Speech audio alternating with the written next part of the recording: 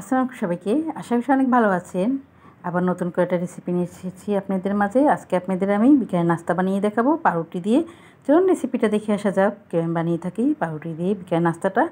এই যে এখানে আমি 4 পিস পাউরুটি নিয়েছি বানানোর জন্য। আর এখানে নিয়েছি আমি পেঁয়াজ কেটে, একটা নিয়েছি লাল কাঁচামরিচ আর সবুজ কাঁচামরিচটা নিয়েছি। আর নিয়েছি কিছুটা স্বাদ অনুযায়ী লবণ আর 1 টেবিল চামচ চিনি।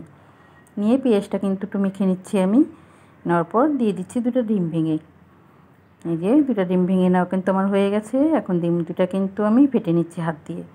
এই যে ফেটে নেওয়ার পর এখন আমি চুলায় ভাজতে চলে যাব। যেটা ফেরান বসে এখানে কিন্তু পরিমাণ মতন তেল দিয়ে নিচ্ছি আমি। এটা কিন্তু অল্প তেলে ভাজলে কিন্তু বেশি মজা লাগে। বেশি ডুবা ধরে ভাজলে কিন্তু তেলটা একবারে পাউরুটির ভিতরে ঢুকে যায়। এই যে ডিমটা লাগিয়ে কিন্তু আমি পাউরুটিগুলো ভেজে নিচ্ছি। এই যে এখন আমি উল্টিয়ে দিচ্ছি, 1 পিঠ ভাজা হয়ে গেছে। এভাবে করে কিন্তু সবগুলি পাউরুটি আমি ভেজে নেব। এখন আমি প্লেটে উঠিয়ে নিচ্ছি বাকিগুলি যেগুলি ভাজা হয়েছে সেগুলি। আর কেমন হয়েছে কিন্তু অবশ্যই কমেন্টের মাধ্যমে জানাবেন আমার এই পাউরুটিটা ভাজা। এই যে আপনাদের একটু কেটে দেখাচ্ছি। এটা কিন্তু আমরা চায়ের সাথে বিকেলে নাস্তা হিসাবে খেতে পারি।